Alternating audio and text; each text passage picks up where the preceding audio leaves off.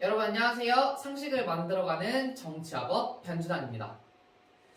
지금 선생님이 영상을 찍고 있는 시간이 무려 월요일인데 8시 반이 다 돼가고 있어요.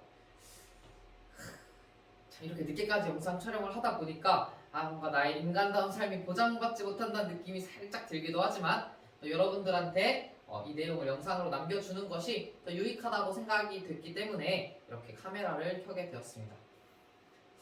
오늘은 우리가 이제 기본권의 내용을 좀 더 자세하게 공부할 거예요. 통합사회 시간에 선생님이랑 한번 자세하게 다뤘기 때문에 얘를 수업 시간을 할애해서 이렇게 뭔가 길게 공부하기보다는 이렇게 영상으로 타이트하게 딱 공부하고 넘어가는 게 더 낫겠다라는 생각이 듭니다. 내용 들어가기 전에 간단하게 우리가 지난 시간에 공부했던 것들 떠올려 볼게요. 우리가 이제 헌법이라는 걸 공부하고 있는데 헌법이라는 건 통치 구조와 통치 원리 이런 통치를 다루고 있기도 하면서 기본권을 다루고 있기도 한다 이렇게 이야기했어요. 그래서 우리가 이번에 새로운 중단원에서는 이 두 번째 파트인 기본권을 공부하게 됩니다. 수업 시간에는 선생님이랑 인권과 기본권 이 관계를 공부했었어. 그치? 인권의 의미, 특징 공부해서 이렇게 중요한 인권을 국가가 보장하기 위해 이 인권의 내용을 헌법에 구체화시켰는데 그렇게 헌법에 구체화시켜서 적어놓은 걸 바로 기본권이라고 한다. 이렇게 이야기했었죠. 오늘은 이 기본권에 그러면 어떤 종류가 있는지 그 각각의 기본권은 어떤 특징을 갖는지 그런 것들을 공부해 보도록 하겠습니다. 자, 우리 헌법에는요 총 6가지의 기본권을 규정하고 있어요. 즉 인간이 가져야 하는 가장 중요한 인권들 중에서 6가지의 내용을 이런 식으로 정리해두고 있습니다. 자, 여러분들 학습지 보시면 그림 있을 거예요. 집 그림이 하나 있죠. 이 집 그림을 꼭 머릿속에 기억하시고 하나씩 공부해 보도록 하겠습니다. 자, 지붕에는요 인간의 존엄과 가치 및 행복 추구권이 있고요. 그 다음에 이 집을 지탱하는 기둥에는 자유권, 참정권, 사회권, 청구권이 있고요. 마지막으로 이 집의 기반, 토대가 되는 건 바로 이 평등권입니다. 자, 그래서 이 6가지의 기본권을 우리 차례대로 좀 구체적으로 살펴보도록 하겠습니다. 첫 번째는 인간의 존엄과 가치 및 행복 추구권입니다. 먼저 맨 위에 인간의 존엄과 가치를 적어볼게요.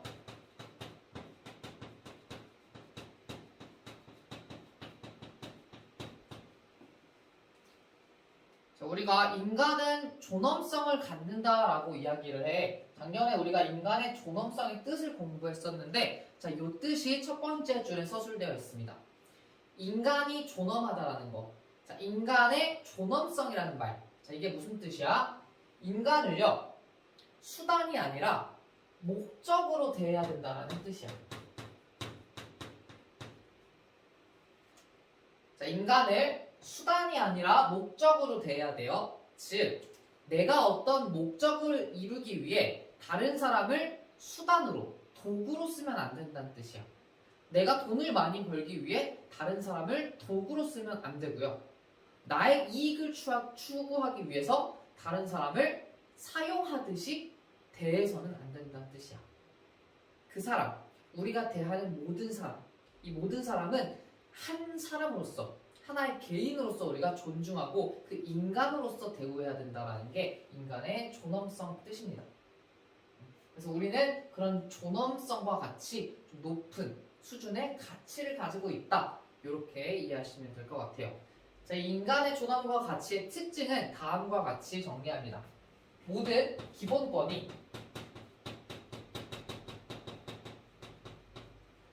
궁극적으로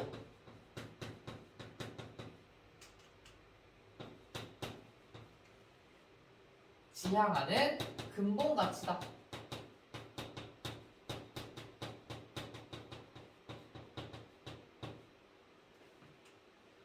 모든 기본권이 궁극적으로 지향하는 근본 가치다. 그림 다시 떠올려봐. 그림 다시 떠올려보면 이 밑에 있는 자유권, 참정권, 사회권, 청구권, 평등권 모두 이 인간의 존엄과 가치, 행복 추구권 아래 있죠. 즉 이러한 기본권도 결국에 최종적으로 추구하는 건 이 인간의 존엄과 같이 행복 추구권이라는 거. 우리가 인간으로서 대우받기 위한 권리들이 이 아래에 있는 모든 권리들이라는 거예요. 이해됐죠? 자, 두 번째 행복 추구권 보겠습니다.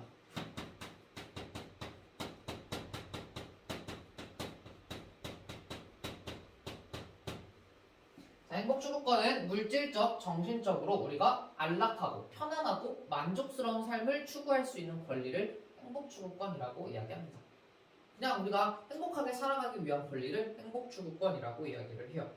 자, 이 행복 추구권의 특징은 우리가 두 가지 정도로 정리를 할 수 있는데 첫 번째는요. 본질적 기본권이다 이렇게 이야기해요. 본질적 기본권이다.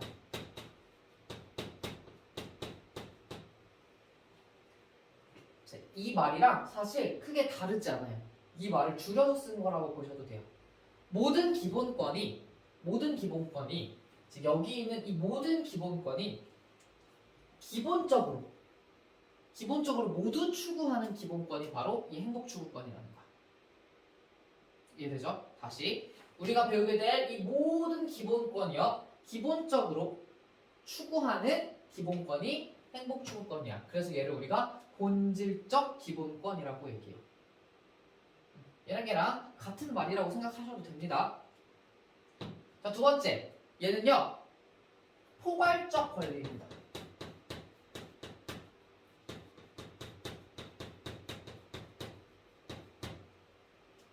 자, 우리가 앞으로 이 기본권을 공부할 때 이 포괄적 권리라는 말이 자주 등장할 거야. 그래서 밑에다가 정리를 해볼게요. 포괄적 권리가 무슨 뜻인가?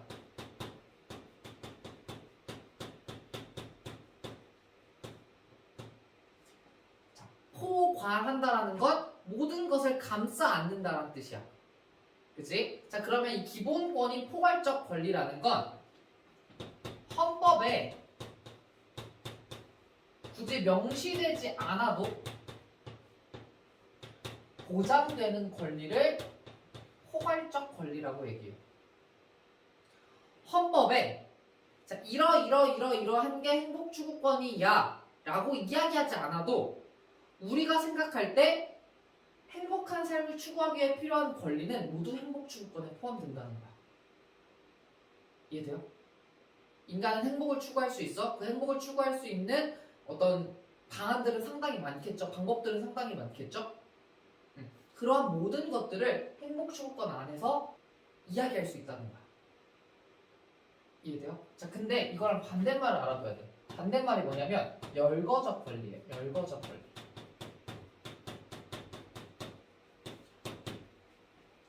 뒤에서 나올 텐데, 자, 이 열거라는 말이 뭐야? 열거.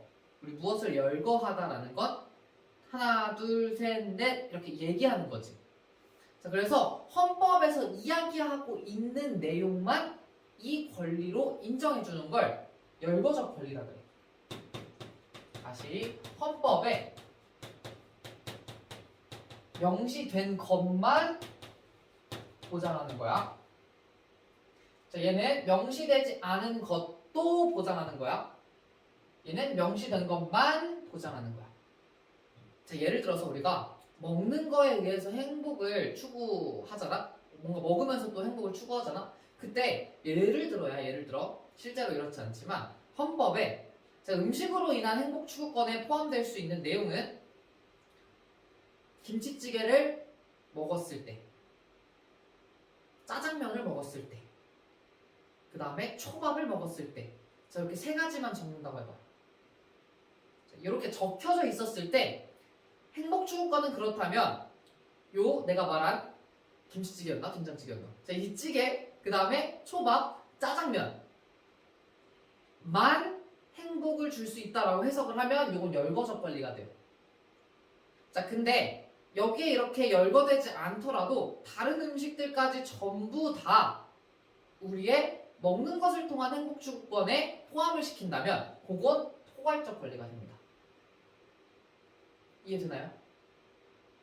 자, 그래서 행복 추구권이 포괄적 권리라는 말은 행복 추구권은 헌법에 하나하나 열거되지 않더라도 개개인이 행복하기 위해 필요하다고 생각하는 모든 권리들을 전부 여기에 담고 있다는 뜻이에요. 자, 관련 헌법조항 보도록 하겠습니다. 헌법 10조고요. 모든 국민은 인간으로서의 존엄과 가치를 갖는다. 이렇게 나와 있고요. 두 번째, 행복을 추구할 권리를 갖는다. 이렇게 나와 있죠. 두 가지 내용이 10조에 그대로 들어가 있습니다. 됐나요? 우리 이제 지붕 파트 공부한 거야. 이제 두 번째로 밑에 있는 이 토대가 되는 권리인 평등권을 공부해 보도록 하겠습니다. 자, 평등권의 의미입니다. 합리적인 이유 없이 불평등한 대우를 받지 않을 권리. 다시, 합리적인 이유 없이 불평등한 대우를 받지 않을 권리. 얘를 뒤집어서 생각해 보면 합리적인 이유가 만약에 있어. 그러면 불평등한 대우 받을 수 있어요. 자, 평등권은요, 무조건 불평등한 대우를 받지 않을 권리가 아닙니다. 합리적인 이유가 없이 불평등한 대우를 받지 않을 권리예요. 뒤집어서 생각하면 다시 합리적인 이유가 있을 때는 어느 정도의 불평등한 대우가 가능해진다는 뜻이기도 합니다. 자, 이 평등권의 특징 보도록 하겠습니다. 첫 번째 특징은요, 다른 기본권 보장에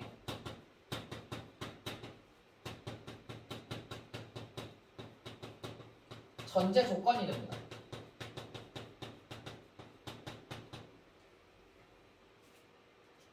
자, 이 말은 무슨 뜻이야? 그림의 뜻이야. 자, 이 평등권이 있어야, 평등권이 지켜져야만 다른 권리가 보장될 수 있다는 거예요. 그래서 다른 기본권 보장의 전제 조건이라고 이야기를 하는 거야. 예를 들어봐. 자, 우리가 자유롭게 살아가고 싶어. 그 다음 배울 자유권. 자, 모든 사람이 자유롭게 살아가려면 모든 사람이 평등한 관계여야 돼요. 누가 누구의 주인이고 누가 누구의 노예이거나, 자, 이런 상태면 서로 자유롭게 생활할 수가 없겠죠. 그죠? 평등권이 보장되지 않는다면 자유권은 보장되지 않아요. 자, 또 평등권이 보장되지 않으면요, 우리 참정권의 선거 한번 생각해볼까? 선거. 자, 투표권이, 내가 투표할 수 있는 권리가 모든 사람한테 한 표씩 주어져야지 민주적인 선거가 가능해지겠죠?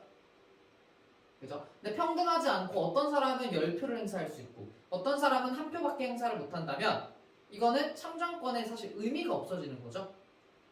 그 한 표만 행사하는 사람은 결국 자신의 표가 어떤 큰 역할을 하지 못하는 거잖아. 그러니까 이건 선거권이 보장되지 못한다라고도 할 수 있겠죠. 그래서 우리가 말하는 이 모든 권리들이 제대로 지켜지려면 평등권이 반드시 전제되어 있어야 된다. 밑에 깔려져 있어야 한다. 이런 뜻입니다. 이해되죠? 자, 그 다음 두 번째. 자, 얘는요, 평등의 종류에서 우리가 공부했었어. 정의 공부할 때 공부했거든요. 절대적 획일적 평등이 아니라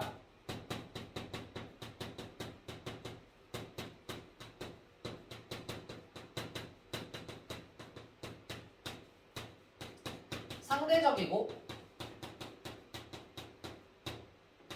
비례적인 평등입니다.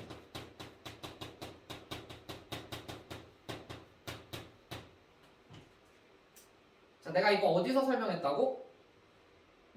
법의 이념 중에 정의 공부할 때 설명했다고. 그래서 깊이 있게 설명하지 않을 거예요. 자, 보시면 됩니다. 거기를 그냥 적어줄게. 특별히 학습지 번호에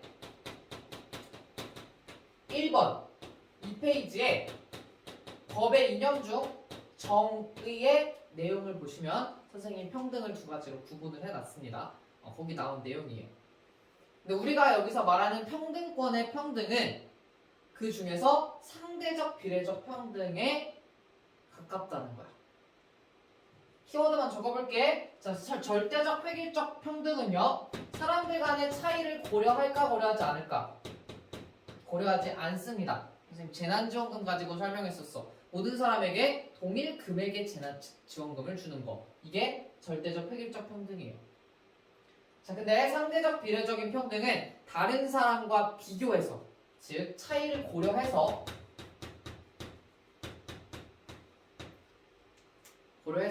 어떤 사람들, 좀 더 필요한 사람들한테 조금 더 많이 줌으로써 결과의 평등을 지향하고자 하는 게 상대적 비례적 평등이다 라고 이야기를 했었죠. 우리 헌법이 보장하고 있는 평등권은 상대적 비례적 평등이다 라는 거 기억하시고 관련 헌법 조항 보겠습니다. 자, 모든 국민은 법 앞에 평등하다. 평등하대. 자, 그래서 누구든지 성별, 종교 또는 사회적 신분에 의하여 정치적, 경제적, 사회적, 문화적 생활의 모든 영역에 있어서 차별을 받지 아니한다. 자, 근데 어떨 때 차별을 받지 않는다고? 합리적 이유가 없을 때. 합리적 이유가 없을 때 차별을 받지 않는다. 이게 평등권 관련된 헌법 조항입니다. 됐죠? 자, 그러면 우리가 이 상대적 비례적 평등과 관련된 제도를 하나 볼 거예요. 자, 작년에도 공부를 했었는데 여러분들 학습지 오른쪽 보시면 됩니다. 자, 이 상대적 비례적 평등과 관련된 제도야.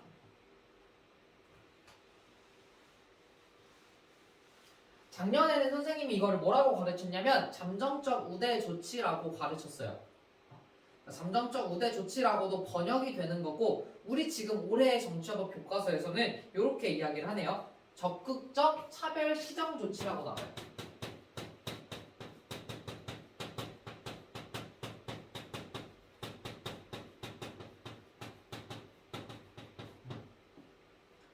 영어로 affirmative action이라는 단어를 번역을 한 건데, 어떤 교과서에선 잠정적 우대 조치라고 하고요, 어떤 교과서에선 적극적 차별 시정 조치라고도 이야기를 합니다. 자, 얘의 뜻은 뭐야? 선생님 거기 적어놨어. 차별로 인한 불평등 결과를 바로잡아 어떤 평등? 실질적 평등. 얘는 실질적 평등을 이뤄내기 위한 조치입니다. 자, 실질적 평등이란 내가 앞에서 말한 상대적 비례적 평등과 같은 맥락이에요. 자, 어떤 사람들 간에 차이가 있을 때, 즉 불평등한 상황이 있을 때, 자, 이 결과를 비슷하게 맞춰주는 거. 똑같진 않더라도 비슷하게 맞춰주는 거. 자, 그래서 결과가 비슷해지게 만들어지는 걸 실질적 평등이라 그래. 자, 근데 이 적극적 차별 시정 조치, 자, 얘는 왜 시행하냐면, 얘가 이 불평등이라는 게 차별 때문에 발생했기 때문이야. 자, 예를 들어 여성이기 때문에 못했던 것들, 장애인이기 때문에 못했던 것들, 자, 이렇게 차이로 인해서 불평등한 대우를 해주는 걸 우리가 차별이라 그러죠. 자, 그런 차별로 인해서 어쩔 수 없이 이렇게 차이가 나게 됐을 때, 그럴 때 좀 억울하니까 결과의 평등을 어느 정도 맞춰주기 위해 실시하는 게 바로 이 적극적 차별 시정 조치입니다. 이해됐죠? 자, 우리나라에 이거와 관련된 법이 몇 가지 있는데 우리 두 가지 정도만 확인해 볼게요. 첫 번째는 공직선거법 제47조 3항에 나와 있어요. 정당이 비례대표 국회의원을 선거할 때, 자, 우리가 선거 방식에 대해서 나중에 대단원 3단원 가면 조금 더 자세하게 배울 건데 지금은 잠깐만 들어주세요. 자, 우리가 국회의원은요, 지역구로 뽑히는 국회의원이 있고요, 그 다음에 비례대표로 뽑히는 국회의원이 있어요. 지역 단위로 뽑히는 국회의원, 자, 그럼 우리 중랑구에서 국회의원이 한 명 뽑힌다고 생각해 봅시다. 자, 그러면 A라는 정당과 B라는 정당, 그 다음에 다른 정당들에서 각각 후보를 내게 돼요. 예를 들어 갑, 을, 그 다음에 뭐 병정무 이런 식으로 후보를 냅니다.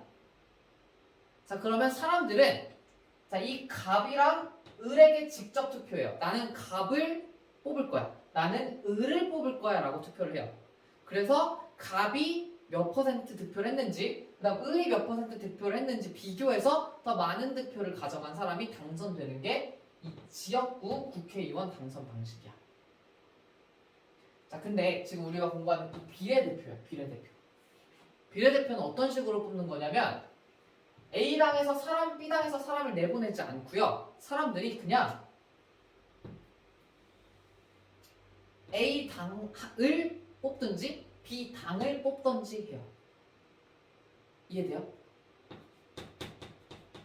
사람들이 어떤 후보를 직접 뽑는 게 아니라 A당한테 표를 던지든지 B당한테 표를 던지든지 해요.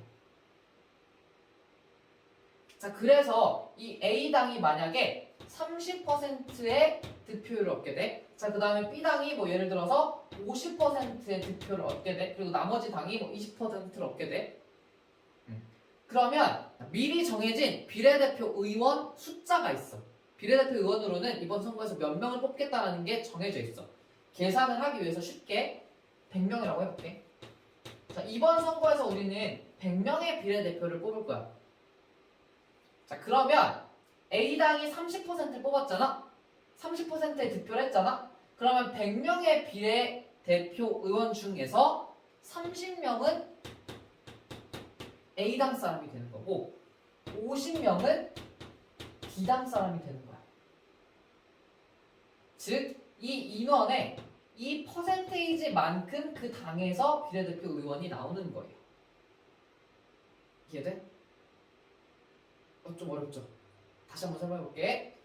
자, 우리가 국회의원을 뽑는 방식은 두 가지가 있어요. 이렇게 지역구 국회의원이 있고요. 비례대표 국회의원이 있습니다. 지역구라는 건 우리가 살고 있는 어떤 지역 단위로 국회의원을 한 명씩 뽑는 거야. 그럼 여러분들 중랑구에서도 국회의원이 한 명 또는 두 명 나올 텐데, 자, 그렇게 중랑구 기준으로 뽑을 때는 사람들이 정당에서 실제로 후보로 나온 사람을 보고 투표를 합니다. 사람을 보고 감이 되든지 을이 되든지 하는 거예요. 자, 근데 비례대표 같은 경우에는요, 사람을 보고 투표하는 게 아니라 사람들이 이 당을 보고 투표를 해요. 난 A당, 나는 B당. 이렇게 당을 뽑습니다. 그래서 그 당이 어떤 일정의 득표율을 얻게 되면 전체 비례대표의 숫자에서 그 퍼센테이지만큼 그 당의 사람들이 비례대표 의원이 되는 거. 이게 비례대표 제도예요. 이해됐나요? 득표에 비례해서 국회의원이 나온다는 뜻이야. 됐어요? 자, 그럼 여기까지 이해한 상태에서 자, 이렇게 비례대표 국회의원 선거 또는 비례대표 지방의원 선거에서 후보자를 추천할 때 자, 후보자 중 100분의 50 이상을 여성으로 추천해야 된대. 자, 이게 무슨 뜻이냐면 자, 이렇게 A당에서 30% 득표해가지고 30명이 비례대표 국회의원이 되는 거잖아. 그럼 A당에서는 미리 생각을 해놓고 있겠지?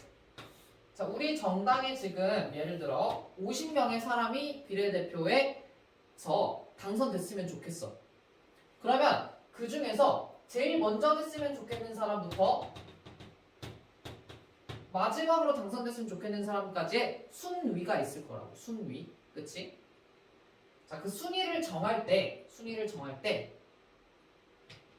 100분의 50 이상은 여성이어야 돼. 즉 50% 이상은 여성이어야 돼. 예를 들어 우리 당에서 50명의 비례대표 의원을 추천을 할 거야. 그럼 그 중에 최소 25명은 여성이어야 되는 거야.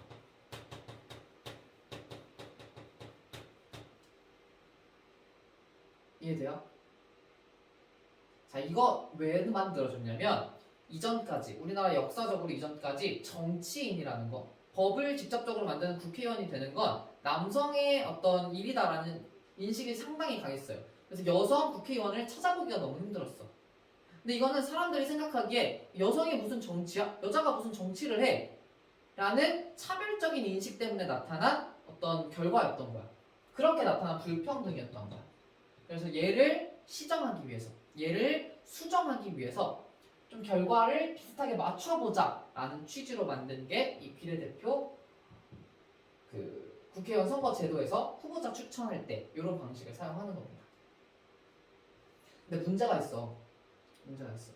처음에 이렇게 법을 만들어놨더니 정당들이 여전히 남성 중심적인 정당들이 예를 들어 25명이 여성이면 1번부터 25번까지는 남자를 쓰고 26번부터 50번까지는 여자를 쓰는 거야. 자, 그럼 생각해봐. 지금 A당이 당선되는 사람은 30명밖에 안 돼. 즉 50명을 A당에서 추천했지만 그 중에서 당선되는 건 30명이야. 근데 남자가 25등까지 있으면 여자가 당선될 수 있는 건 5명밖에 없죠. 그러니까 우리가 이 결과의 평등을 만들려고 이 제도를 만들었는데 이렇게 운영되다 보니까 결국 예전이랑 다를 게 없어. 결국 다시 국회의원은 남성 중심으로 돌아가게 되는 거야. 그래서 이상해. 그래서 또 하나 추가가 됩니다. 홀수에는 여성이 추천돼야 돼요. 자, 그래서 명부에 1번, 3번, 5번 이런 식으로 홀수 번호에는 무조건 여성이 들어가야 합니다. 그러면 30번까지 뽑혔다고 했을 때, 자, 30번까지 뽑혔다고 했을 때 여자 15명, 남자 15명이 비례대표로 당선이 되겠죠. 그죠? 그래서 최소한 우리가 여성이라서 차별받았던 사람들을 조금 정치판에서 정치인으로 거듭날 수 있도록 해주기 위해서 적극적인 차별 시정 조치를 시행했고, 그 내용은 이 비례대표 국회의원 명단 후보에 홀수 번호에 여자들 이름이 꼭 들어갈 수 있도록 한다는 거, 이거 꼭 기억하시기 바랍니다. 두 번째로 자료 2번 볼게요. 자료 2번. 장애인 고용 촉진 및 직업재활법 제27조 1항입니다. 장애인이라서 차별을 받았어. 장애인이라서 고용되지 못했던 거야. 장애인이라서 일을 취직하기 어려웠던 거야. 자, 이런 문제를 해결하기 위해서 장애인들도 결과적으로 어떤 직업을 갖게 해주기 위해서 이런 법이 만들어집니다. 국가와 지방자치단체 장애인을 소속 공무원 정원에 대하여 일정 비율 이상 고용해야 돼요. 실제 19년 이후에는요 1000분의 34, 즉 3.4% 이상 100명을 뽑으면 그 중에 3명 정도는 장애인을 채용하도록 우리 법에서 규정하고 있습니다. 이전까지는 장애인이라고 하면 굳이 우리가 채용하지 않았으면 하는 존재였는데, 장애인들도 결과적으로 일을 하고 싶어하는 존재이기 때문에 일을 할 수 있도록 결과를 비슷하게 만들어주기 위해서 이런 법이 만들어졌다. 이런 법 역시 적극적인 차별시정 조치의 예시다. 이렇게 이해하시면 되겠습니다. 자, 여기까지 정리됐나요? 자, 정리됐으면 우리 이제 세 번째 기본권으로 넘어가 보겠습니다. 자, 세 번째 기본권은 자유권이에요. 자유권. 자, 이제 우리 기둥으로 넘어오는 거야. 기둥 4개를 차례대로 공부할 겁니다. 첫 번째 자유권부터 보도록 할게요. 자, 자유권은 국가의 간섭이나 침해받지 않는다. 이 내용이 중요해요. 국가의 간섭이나 침해를 받지 않아. 자, 그런 상태에서 개인이 자신의 선택과 결정에 따라 자유롭게 자신의 삶을 살아나가는 걸 자유권이라고 얘기합니다. 내 맘대로 사는 거야. 국가가 나에게 간섭하지 않는다. 그죠? 자, 얘의 특징은요, 이렇게 두 가지로 정리해 볼 수 있어요. 첫 번째는요, 소극적이고 방어적인 권리입니다.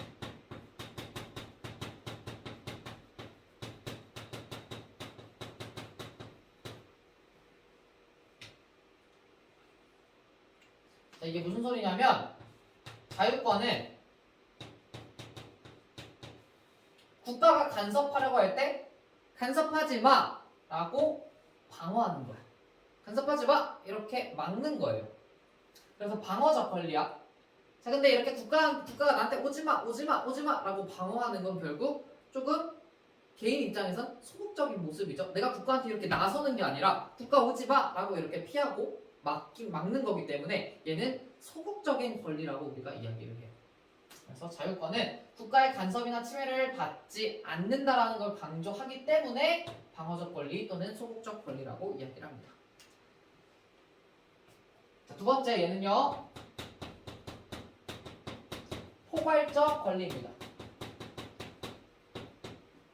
앞에서 얘기한 거랑 똑같아. 헌법에서 자유권과 관련된 내용들이 막 열거돼 있어. 자, 근데 그것뿐만 아니라 우리가 자유롭게 살기 위해서 필요하다고 생각하는 모든 것들을 이 자유권의 내용 안에 포함시킬 수 있다는 거야. 반대말 뭐라고요? 열거적 권리다. 자, 자유권의 내용 3가지 정도로 정리해 볼게요. 자, 먼저 적어볼게요. 일단은 신체의 자유.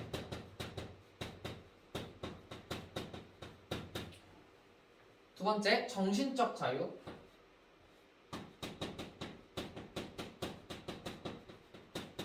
세 번째, 사회 경제적 자유.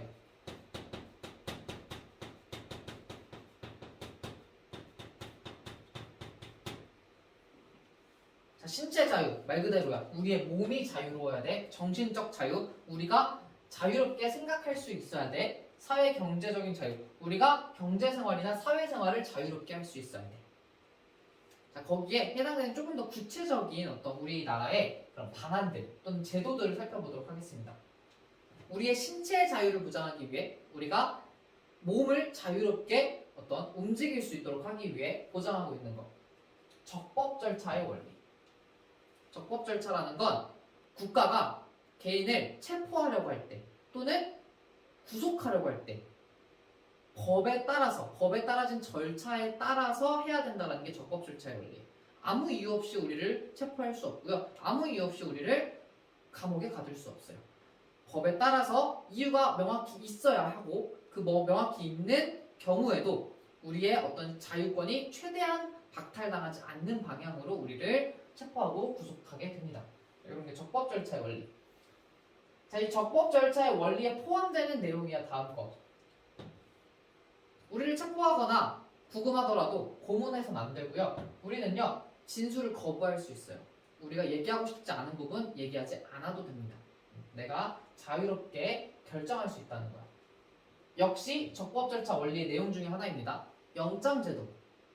우리를 체포하거나 구금하려고 할 때, 구속하려고 할 때는요.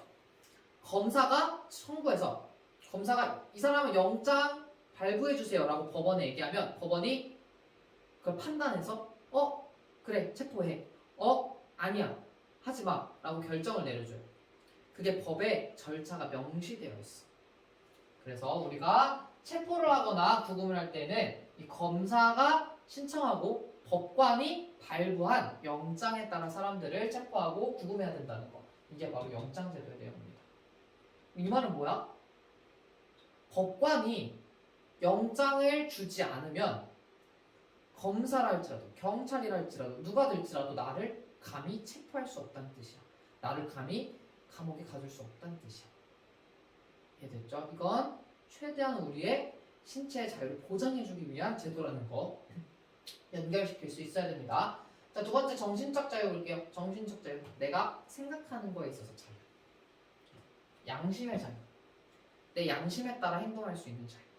자, 예를 들어서 선생님이 두 친구가 싸웠어. 그래서 얘 서로한테 억지로 사과하라고 그냥 시켜. 근데 아무리 생각해도 이건 내 잘못이 아닌 것 같아. 그래서 나는 사과하고 싶은 마음이 없어. 내가 여기서 사과를 하면 이건 내 양심상 진짜 사과하는 게 아니야. 자, 그러면 나는 사과하지 않을 수 있는 거야. 그런 권리가 있다는 거. 자, 두 번째 종교의 자유. 내가 어떤 사상을 믿던지 어떤 신을 믿던지 내가 어떤 종교를 믿던지 상관없다는 거죠. 자, 언론, 출판, 집회, 결사의 자유. 이거 내가 어디서 했을까? 국민 주권주의 원리 하면서 이야기했었어요. 우리의 목소리를 자유롭게 낼 수 있는 자유죠. 내가 하고 싶은 이야기 신문에 낼 거야. 내가 하고 싶은 이야기 책으로 낼 거야. 나랑 비슷한 생각을 가진 사람들끼리 모여서 집회를 열 거야. 나랑 비슷한 생각을 가진 사람들끼리 하나의 집단, 조직을 만들 거야. 결사의 자유까지. 우리가 우리 생각을 자유롭게 표출하기 위한 수단들이라고 이야기를 했었죠. 그래서 얘는 우리의 정신적 자유를 보장하기 위한 내용이다. 이렇게 이해하시면 되겠고요. 마지막 사회경제적 자유의 구체적인 내용 보겠습니다. 거주 이전의 자유. 우리가 어디 살든지 어디로 이사 가든지 우리의 마음입니다. 우리의 사회생활이죠. 우리의 직업 선택의 자유. 우리가 어떤 직업을 선택하든지 내가 무슨 일을 하고 싶어서 무슨 일을 선택하든지 나의 자유예요. 통신의 자유. 내가 핸드폰으로 다른 사람이랑 어떤 이야기를 주고받든지 자유입니다. 사생활의 비밀과 자유. 내가 어제 누구랑 뭐 했는지, 내가 어제 뭘 먹었는지, 내가 어제 집에서 뭘 했는지, 자, 이런 나의 사생활. 비밀이 지켜져야 되고요. 그 사생활은 내가 마음대로 할 수 있는 거야. 내가 퇴근하고 집에 가서 뭘 하든지 내 마음이라는 거죠. 자, 재산권 행사의 자유. 내가 번 돈을요, 내가 사고 싶은데 쓰는 거. 내 자유입니다.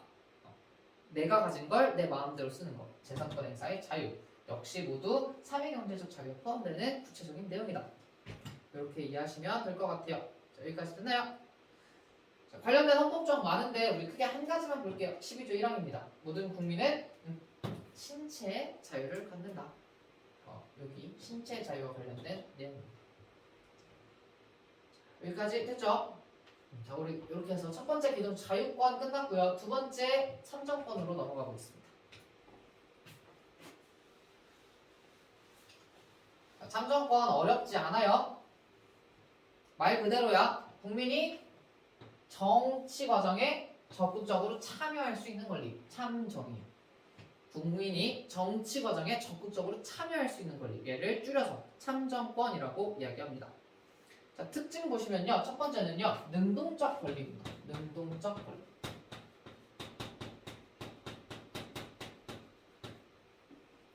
국민이 직접 나서서 뭔가 하는 거야.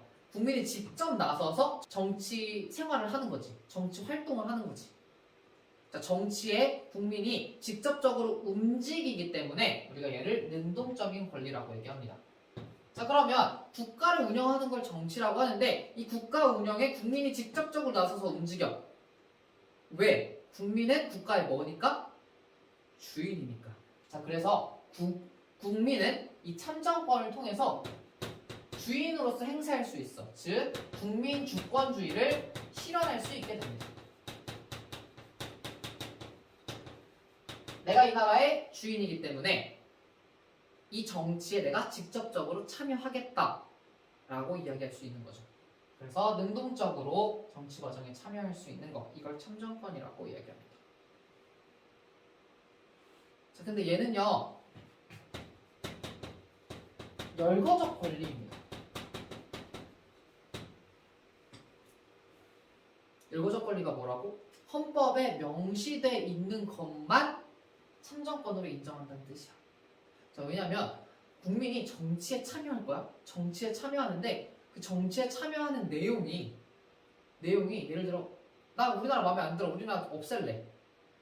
나 우리나라 싫어. 나 민주주의 싫어. 그냥 사회주의 국가 만들래. 라고 이야기를 한다 생각해봐. 이거 문제가 있죠. 우리 헌법의 기본 원리에 벗어나죠. 그죠? 자, 정치에 참여했을 때 어떤 그런 문제점들이 생길 수 있기 때문에 자, 국민이 정치에 참여할 수 있는 어떤 내용들은 요 내용으로 제한해요. 헌법에서 제한을 두고 있어요. 그 제한을 두고 있는 종류를 이 내용에서 정리해 볼게요. 첫 번째, 우리가 원하는 대표를 뽑을 수 있어요. 주인으로서 나를 대표할 사람을 직접 뽑을 수 있습니다. 이걸 무슨 권이라 그래? 선거권이라 그래.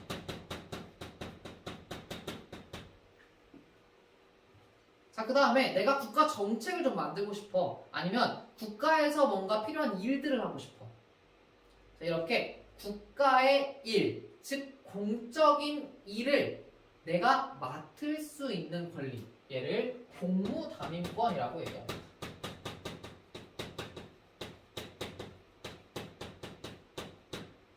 공무, 국가의 일이란 뜻이야. 국가 일을 담임, 내가 담당할 수 있는 권리를 공무담임권이라고 해요. 그래서 예를 들어 내가 국가 일을 할 수 있는 방법이 뭐가 있을까?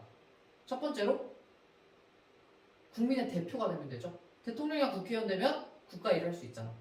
자, 그래서 그렇게 후보로 나가는 피선거권.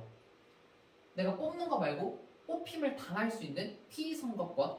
이것도 공무담임권 중에 한 종류고요. 자, 그 다음에 우리 국가 일을 하는 직업을 뭐라 그래? 공무원. 자, 공무원이 될 수 있는, 공무원 시험을 볼 수 있는 권리도 공무담임권에 포함됩니다. 자, 세 번째, 우리 공부했던 것 중에 너무너무 중요한 정책, 헌법 개정안이나 국가에서 너무너무 중요한 정책은 반드시 뭐를 거쳐야 된다고? 국민 투표를 거쳐야 된다. 국민 투표권. 자, 한 번 더 기억해 봅시다. 국민 투표권은 무슨 요소? 직접 민주주의 요소. 자, 그래서 우리 헌법에서는 참정권에 요 세 가지만 얘기하고 있어. 그래서 이 세 가지 외의 내용을 참정권으로 보장하지 않고요. 딱 이 세 가지만 참정권으로 보장하는 걸 열거적 권리라고 얘기하는 거야. 그죠? 관련 헌법조항 보겠습니다. 24조 모든 국민은 법률이 정하는 바에 의하여 선거권을 갖는다. 나왔죠. 자, 25조 똑같아요. 모든 국민은 법률이 정하는 바에 의하여 공무담임권을 갖는다. 이렇게 나옵니다. 자, 이렇게 나와 있는 것만 참정권은 보장해 주게 되는 거. 이렇게 해서 두 번째 기둥 마무리 해볼게요. 세 번째 기둥 넘어가겠습니다. 사회권입니다.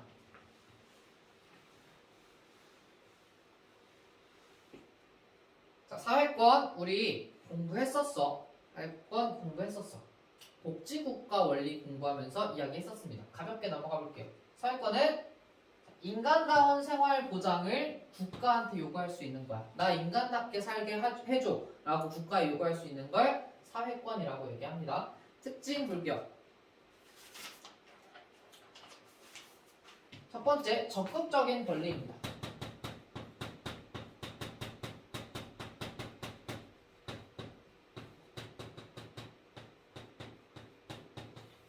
자, 우리가 자유권은 소극적 권리라 그랬어. 그래서 국가가 개인한테 간섭하려고 하면 방어하는 걸 소극적 권리라고 얘기했죠. 자, 적극적 권리는요, 이제 막는 게 아니라 국가한테 대놓고 요구하는 거야. 야, 국가, 가만히 있지 말고 나한테 뭐 해. 라고 요구하는 거야. 적극적으로 내가 나서서 국가를 끄집어 내는 거야. 나한테 뭐 해달라고 이렇게 요구를 직접 하는 거예요. 그래서 얘를 우리가 적극적 권리라고 이야기를 합니다. 자, 근데 내가 요구하는 걸 국가가 다 받아줄 수는 없잖아. 내가 요구하는 건 너무 많을 거 아니야. 국가한테 내 모든 걸 요구하고 이 모든 걸 다 받아들여 달라고 할 수는 없겠죠. 그래서 이 사회권 역시 열거적 권리입니다. 헌법에서 명시한 것들만 요구하라라고 이야기를 해요. 왜냐하면 개인의 요구는 너무너무 많을 테니까 그 모든 요구를 국가가 받아들여 줄 수는 없으니 헌법에서 명시하고 있는 인간다운 삶의 내용들만 국가한테 요구할 수 있다라고 이야기를 해요. 열거적 권리입니다. 자, 그런 내용의 대표적인 거 어떤 게 있냐? 교육받을 권리. 우리가 인간이라면 교육을 받아서 사회에 나갔을 때 다른 사람과 경쟁할 수 있는 능력을 갖출 수 있게 해달라. 나의 어떤 그런 가정적인 형편을 떠나서 내가 이 교육만 받는다면 좀 능력을 갖추고 사회에서 경쟁할 수 있게 해달라. 이런 거죠. 근로의 권리. 나 일할 수 있게 해달라. 일을 해야 돈 벌고 먹고 살 수 있지 않겠냐. 최저임금제. 내가 실제로 먹고 살 수 있을 만큼의 돈을 받을 수 있게 해달라. 건강하고 쾌적한 환경에서 생활할 권리. 내가 인간답게 살려면 미세먼지 들이마셔가지고 막 폐렴 걸리고 이러면 안 되니까 폐암 걸리고 이러면 안 되니까 건강하고 쾌적한 환경에서 인간답게 살 수 있게 해달라고 요구할 수 있다는 거. 이러한 내용들을 우리 헌법에서는 보장하고 있습니다. 관련된 헌법조항 모든 인간은 인간다운 생활을 할 권리를 갖는다. 이게 뭐라고요? 사회권이라고요. 됐죠? 마지막 기둥 보겠습니다. 청구권입니다. 청구권은요, 국민이 국가에 대해 일정한 행위를 요구할 수 있는 권리이자 두 번째, 국민의 기본권이 침해당했을 때 기본권이 침해당했을 때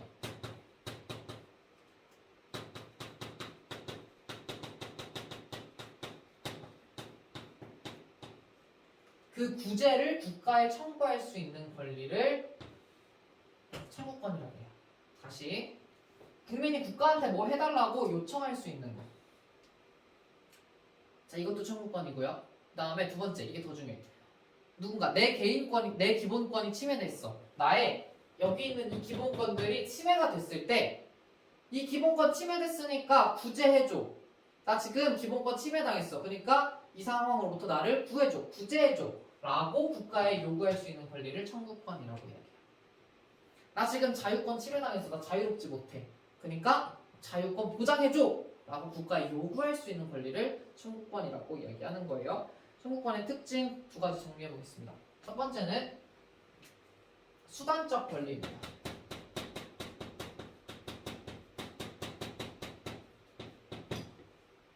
뭔 소리냐면 기본권 보장을 위한 기본권이라는 뜻이야.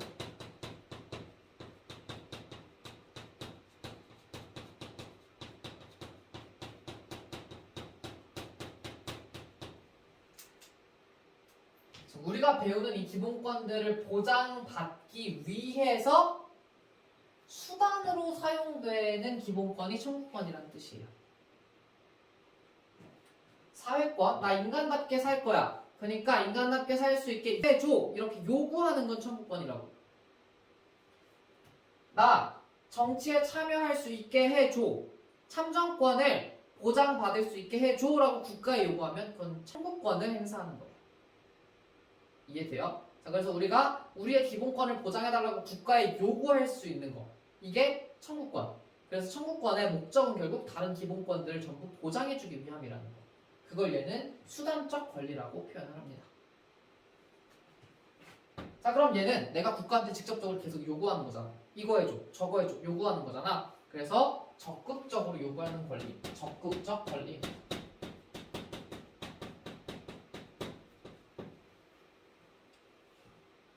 자, 이제 구체적인 내용을 보도록 하겠습니다. 자세한 설명은 교과서 39페이지 날개에 다 나와 있고요. 굳이 다 필기하지 않으셔도 돼요. 청원권은 말 그대로 국민이 국가에 일정한 행위를 요구하는 걸 청원권이라고 얘기하고요. 재판 청구권, 나의 기본권이 침해당했을 때 법원한테 이거 재판해줘, 이거 맞는 거야? 라고 재판을 요구할 수 있는 거, 재판 청구권. 자, 세 번째, 범죄 피해자 구조 청구권 볼게요. 자, 범죄 피해자 구조 청구권은 말 그대로 범죄 피해를 받은 사람이 그 피해에 대해서 구조해달라고 요청할 수 있는 권리를 범죄 피해자 구조 청구권이라고 얘기해요. 조금 풀어서 보면 어떤 사람이 범죄 행위를 했어. 타인의 범죄 행위로 인해서 누군가가 생명이나 신체에 피해를 받은 거야. 누가 나를 때렸어. 그래서 내 신체에 어떤 피해가 생겼어. 그럼 그 피해자가 국가한테 구조해달라고 요청하는 권리. 때렸어? 내가 너무 크게 다쳤어. 예를 들어 뭐 신체적으로 정말 큰 수술이 필요한 상황에 닥치게 됐어. 자, 그런 경우에 지금 수술비가 너무나 급해. 병원비가 너무나 급한데 이 가해자, 범죄를 저지른 사람은 병원비를 내줄 상황이 아니래. 그럴 만한 돈이 없대. 난 지금 수술이 너무 급해. 자, 그러면 국가한테 지금 당장 나 수술해야 되니까 국가가 좀 돈 좀 내줘. 나 이 부분 지금 구조해줘. 라고 얘기할 수 있는 거. 이게 범죄 피해자 구조 청구권입니다. 자, 생명이나 신체의 피해, 즉 나의 신체의 자유가 침해당한 거죠. 생명권 또는 신체의 자유가 침해당한 거야. 그런 경우에 국가한테 구제해달라고 요청할 수 있는 권리. 그래서 얘도 청구권에 포함이 됩니다. 자, 두 번째, 형사보상 청구권. 형사보상 청구권은 우리 2학기 때 형법을 배우면 좀 더 자세하게 공부할 텐데 지금은 들어만 보세요. 형사 피의자 또는 형사 피고인. 자, 피의자는 의심을 받는 사람이야. 얘 범죄 저지른 것 같아 라고 의심받는 사람. 그래서 검찰이나 경찰이 수사를 하는 사람. 이렇게 해서 조사하고 막 수사하고 이런 사람. 자, 얘를 우리가 피의자라고 해요.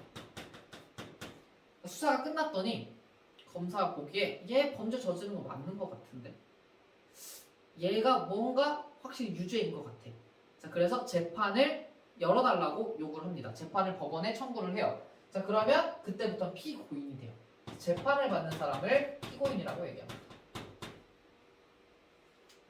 근데 수사를 할 때 또는 재판을 할 때 이 사람이 뭔가 도망갈 것 같아. 아니면 그동안 재판이 진행되는 동안 수사가 진행되는 동안 자신들의 증거를 없애버릴 것 같아. 자, 그런 경우에는 이 사람을 구금할 수 있긴 해요. 감옥에 가둬놓고 수사를 하고 감옥에 가둬놓고 재판을 할 수 있긴 해요. 근데 자, 이렇게 가둬놓고 수사를 하고 가둬놓고 재판을 했는데 그 결과가 예를 들어 불기소 처분. 자, 이건 수사 이후에 나타나는 거야. 수사를 했는데 불기소. 기소는 재판에 넘기는 걸 기소라 그래. 근데 검사가 우리 기소 안 해도 될 것 같아. 수사해보니까 얘 죄 없는 것 같은데? 그러니까 우리가 잘못 헛다리 짚은 것 같아. 라고 하면 불기소 처분을 내려요. 얼마나 억울해? 나 죄 없는데 왜 수사당했어? 나 왜 감옥에 갇힌 채로 수사한 거야? 자, 나 재판 받았어? 근데 재판 받은 결과 나 무죄야. 뭐야? 얼마나 억울해? 나 왜 감옥에 있는 채로 재판 받은 거야? 얼마나 치욕스러워, 얼마나 모욕스러워. 사람들이 나한테 얼마나 손깍지를 해댔는데.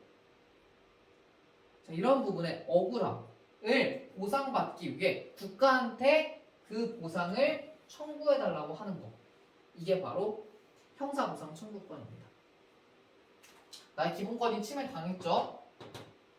행복추구권이 침해당했을 수도 있고요. 인간의 존엄성이 침해당했을 수도 있고요. 또 나를 구금했기 때문에 신체의 자유가 침해됐기도 했죠. 자, 이런 기본권이 침해됐을 때 그 부분에 대해서 구제해달라고 국가에 요청하는 것 역시 청구권에 포함되는 내용입니다.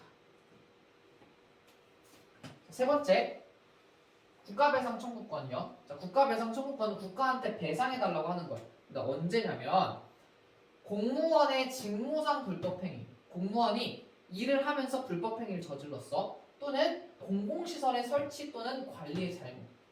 국가가 관리해야 되는 공공시설에 설치에 어떤 하자가 있거나 또는 관리가 미흡해서 어떤 국민이 손해를 봤다면 거기에 대해서 국가나 공공단체에 배상을 청구할 수 있는 것. 이게 국가배상 청구권. 자, 예를 들어 우리 길가에 서울시 생각해보자. 서울시에 맨홀 뚜껑이 있죠. 근데 맨홀 뚜껑이 예를 들어 뚜껑이 제대로 관리가 안 돼서 지나가던 사람이 밟았는데 맨홀 뚜껑이 바닥으로 쭉 꺼지면서 나도 같이 바닥으로 떨어졌다고 생각해봐.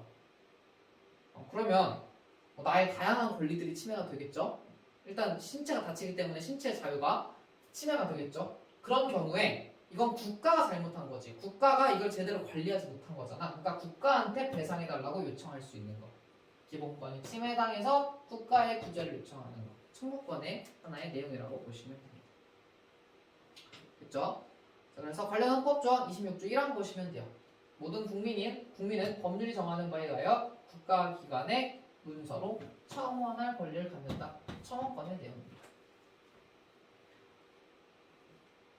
자, 이렇게 해서 우리 기본권의 종류 공부했어요. 자, 6가지 공부했어. 이 그림으로 항상 기억하세요. 모든 기본권이 궁극적으로 추구하는 게 인간의 존엄과 가치와 행복 추구권. 평등권은 모든 기본권 보장의 전제 조건. 자, 그래서 그 기둥이 되는 나머지 기본권인 자유권, 참정권, 사회권, 청구권의 의미, 특징, 내용, 그리고 관련 헌법 조항까지 쭉 한번 정리를 해봤습니다. 괜찮나요? 조금 생각보다 좀 길어졌는데 중간에 비례대표 설명하고 이래서 그런 것 같아. 여러분들은 이해하는 차원으로 들으시면 될 것 같고요. 각각 기본권의 의미와 특징 정도는 반드시 알아두시고요.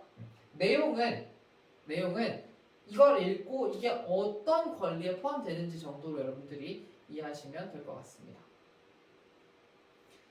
자, 여러분 학습지 3페이지 오른쪽 보시면요. 선생님 교과서 내용을 좀 가져왔는데 이거 한번 여러분들 생각해보고 오시면 좋을 것 같아요. 이런 자료를 여러분들 분석하실 수 있어야 됩니다. 기본권의 침해와 행사인데 자료 1이랑 2는요. 침해당한 기본권을 한번 찾아보시고요. 자, 그 다음에 자료 3이랑 4는요. 침해당하고 있는 기본권은 뭔지, 그래서 이 사람이 행사하고 있는 기본권은 뭔지 한번 고민해보고 오시면 좋을 것 같습니다. 됐나요? 자, 우리 다음 시간엔 이 내용 간략하게 정리를 할 거고요. 이 기본권들끼리 이제 충돌할 때 어떻게 해결해야 하는지를 공부해 보도록 하겠습니다. 생각보다 너무 길어졌는데 여러분 열심히 공부하시고 우리 다음 시간에 수업 시간에 만나도록 하겠습니다. 수고하셨습니다. 안녕.